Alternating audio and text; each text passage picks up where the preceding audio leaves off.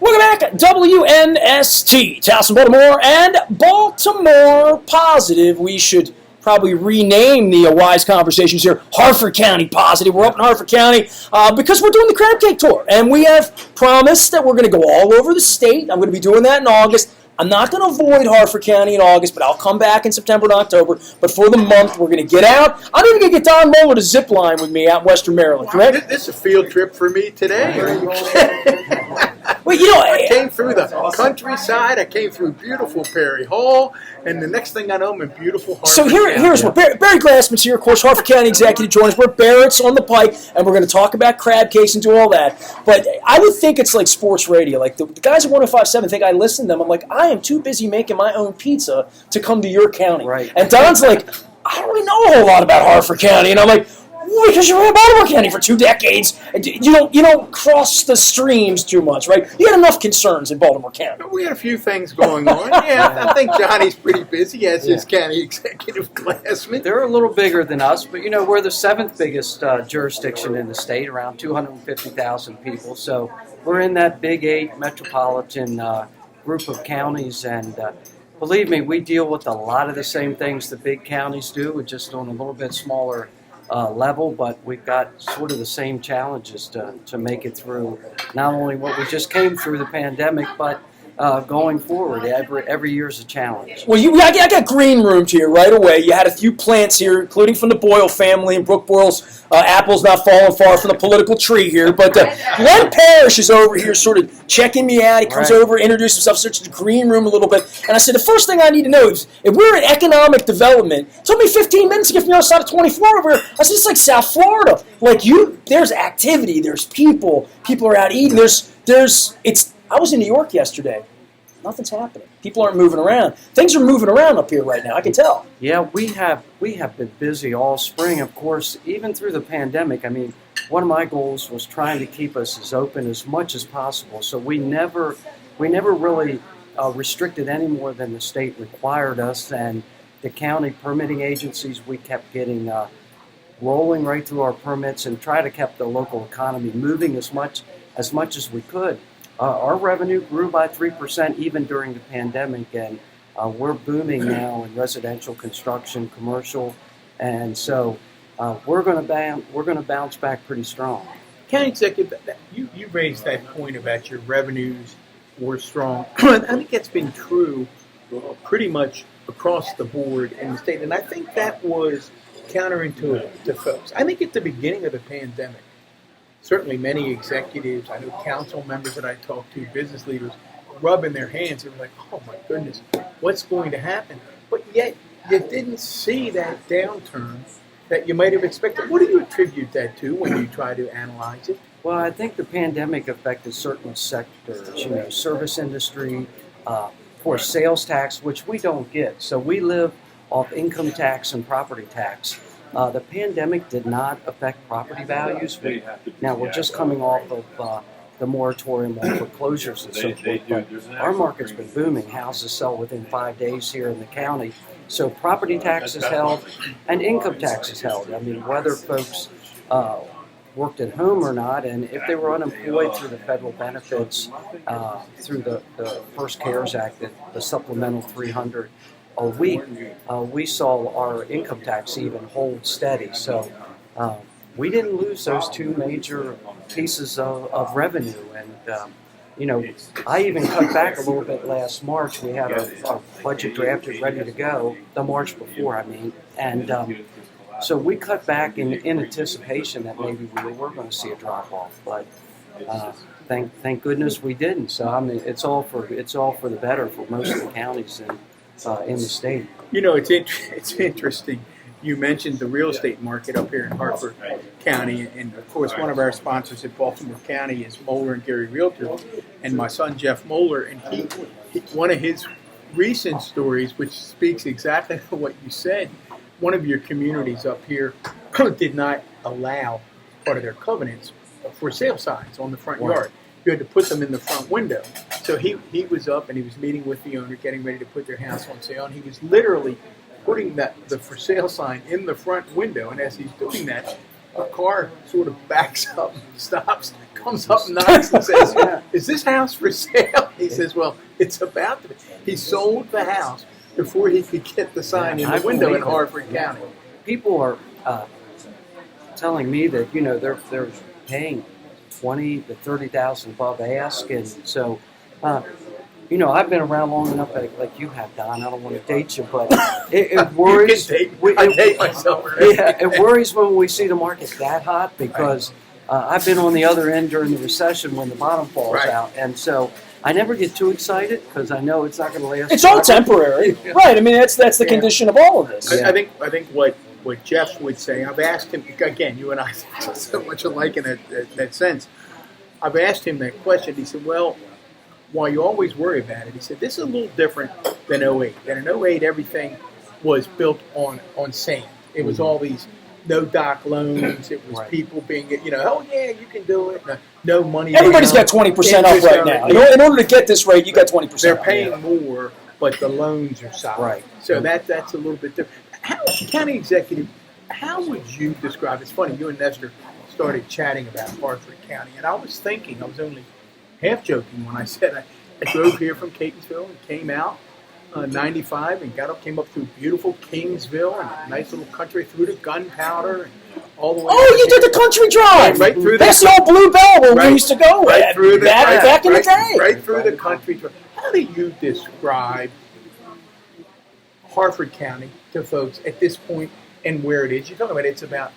I just compared it to South Florida. The traffic just getting across here. 400,000 I mean, you came up through. Are you urban? Are you suburban? What are you rural? What is Harford County? We've got that mix, and I kind of it's sort of like Baltimore County. I mean, we've had since 1972 a designated growth envelope that basically is along 95 up 24, an inverted T up to Fallston, and the top edge of the development envelope is not much north than right here at Route Forest Route Hilly, 1. kind of, yes, Exactly. yeah. And so that's our designated growth area. You get outside of that, you up to, in the northern part of the county where I live, we've got close to 70,000 acres in land preservation. Agriculture is still the biggest industry.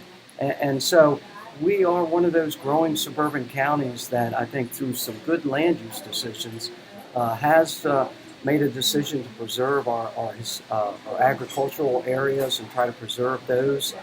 Yet, you've got to grow so much per year to meet your school debt and your debt, and it does take a certain degree of growth. So we're just trying to manage that without too much at Explain that once. to me. You just said something. You got to manage for school.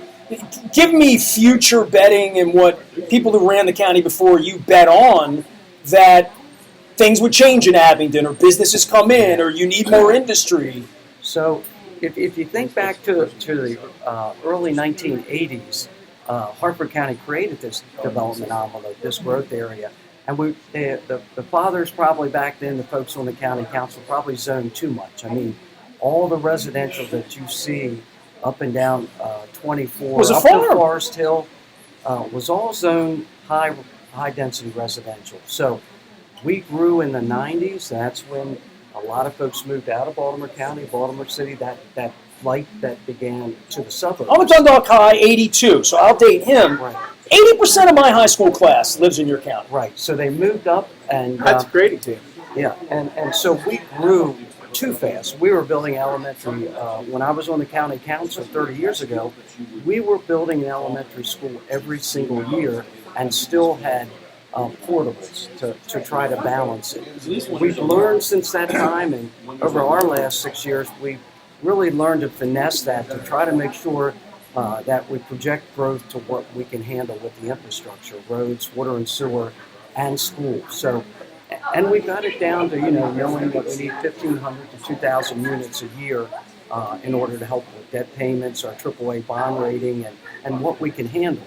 Sometimes the recession takes care of that and you do less than 1,500 a unit. We're just now getting back up to that level where it's fairly robust, not too much, but something that really sustains the county. But do you have to grow? You have to grow some. I know that it's tough, and believe me, I was born and raised in the northern part of the county, and there's still a large segment of folks that think we've grown too much, hate to see a new housing development. And so, it's finding that right balance, trying to figure out, we got to have some, how we're going to do it, make sure we put it in areas that have the infrastructure, and then go with it. Now, when you talk about roads, so 24 was built 30 years ago. And between taking away highway user funds and the state kind of working on larger transportation projects in the state, many suburban counties like Harford County, we haven't built a new state highway in 30 years. The bypass was extended a little bit about 8 years ago, but many suburban counties in the state still deal with traffic difficulties because really we have not built any new roads, and that's tough. See, I know Sir Don's going to start talking some Buttigieg over here, right? And some infrastructure week here, right? Right, absolutely. Yeah. Well, this money does come from the federal government. You talk about how well Harford County's doing, and I know your side of the fence and red and blue and all of that, but giving money away. The fact that your county still held together, the federal government did a nice job the last year and a half in regard to PP. I'm a small business owner. You talk about people not getting thrown out of their houses. It's a big issue in the city, but I'm sure it's just as big an issue it's a big issue everywhere. Yeah, the CARES Act for us, and some of the smaller counties, we had to fight. Originally, the state was going to hold on to a lot of the CARES fund and only reimburse us, but to their credit, Johnny O, Montgomery County, some of the larger counties came to our defense and said, give it to the counties and let the counties distribute these grants. We're closer to the people. So we did about 40 million, 20 in PPE, and all our safety supplies for the schools, the county, our EMS fire, and then about 20 million went to our small business grants. And so we distributed all of that through the original CARES Act. And it was, believe me, that was a lifesaver for our restaurants and our small businesses. I did those quarterly to try to pace it out a little bit. But we spent every cent of that, and to me, that was a safety net for a lot of our small businesses. We're also fortunate down along Route 40, we still have Aberdeen Proving Ground. That is a growing base that was realigned about 6 years ago under the BRAC and has a new mission there. Not many uniformed troops, but really is the think tank of the Army as far as research, design standards for safety for all our troops. And so having a growing military base, which Senator Van Hollen and our congressional delegation has really helped us, makes us strong, too, to have an employer that strong that is growing in their mission is a good foundation for us. Been with us over 100 years. So like any military town, we treasure our installation here. Oh, we're red, white, and blue. Yeah. It's 4th of July. Look at this. Army strong. Red, white, Army strong. Did Brian, because in Baltimore County, and I'm not poo-pooing, Brian, that was base realignment, commission, right? I forget the exact one, but doing with base closures elsewhere, it was coming to Harford County, Baltimore, Anne Arundel. It was supposed to be this really economic boom. I don't know that we could ever put our finger on that boom becoming what we thought it might have been. How about out here in Harford? We didn't get that residential population because Fort Monmouth up in New Jersey, a lot of those folks, because of the real estate market, were going to take a beating on their houses, or they had older children they wanted to graduate in New Jersey. So we never saw that influx of people and population growth. Where we've seen it is employee, civilian, and contractor defense growth on and off the installation, but also the missions there have grown significantly with the biochem, cybersecurity, all those kind of high-tech missions that's really helped us. So that has helped, but we really didn't see that the population growth that they told us. Nestor, this might be a good place to take a break, because I want to tell you. Making crab cakes? Well, I think crab cakes are coming, but here's what I want to talk about when we come back. I imagine our listeners are sitting out there, and we've said this before about County Executive Glassman. I know it frustrates you and me, because we want to know why there aren't more Republican leaders like the county executive who can be a problem solver. And he's smiling. I know he's saying, "Don't put me on the spot now with my party." But the bottom line Well, he's going to need Democrats to vote for him at some he's a point. guy that can work across the aisle, work with people. And I think when we come back, a good place to start is, why is that? How's he made that work for him? And why can't we translate that on a bigger level? And we're one step closer to the crab cake as well. For those who are wondering why we're at Barrett's on the Pike up here in Bel Air, well, my wife was diagnosed with cancer back in 2014. Her office always went to the Barrett's in Hunt Valley. And I know, Don, you've been there many times as well. And we talked about opening new businesses, and I talked to Paul here, and I called a couple weeks ago, and I know you had a relationship here. I said, I love the crab cake at Barrett's up in Hunt Valley, and I said, I'm going to honor them for, they hosted several events during my wife's illness when we were swabbing people, so I wanted to repay the kindness and bring it up here to Barrett's up in Bel Air. But you're not going to rate them. You're not going to rate them. But county executive, you will see an amazing feat. Nestor fancies himself sort of the Guy Fieri, the Bobby Flay. I just like food. And he's going to tell you about the aroma. Do you want to hear what I ate in New York the last 3 days? It'll take the whole next segment. Now in Harford County, we just put our head down and go. Oh no, he's going to tell you Don't what. go playing the farmer role here on me. We do. Do they get crab cakes in northern Harford County? We do, but you got to eat and get back out in the Just field. You belly can't fool around with it. Do they pull crabs from Susquehanna? He's Hey, more yeah, Reed come on. Drummond. We got He's crabs more up Reed here. Drummond. He's more pioneer woman up here, man. It's ranch food. I bet there are 50 places to get a decent crab cake in Harford County. There is. We have some great restaurants, and you come back in September and October. Those big fat crabs start working their way up. There we go. The top of the bay or down here. When you start talking all this farming and stuff, you got me working on some summer corn, you got me working some peaches, some heirloom tomatoes. County Executive Barry Glassman is with us. We are in Bel Air. Former County Executive Don Moeller, our partner crime here. 4th of July weekend, celebrating America, celebrating Bel Air, and celebrating crab cakes. We're back for more from Barrett's on the Pike in Bel Air right after this.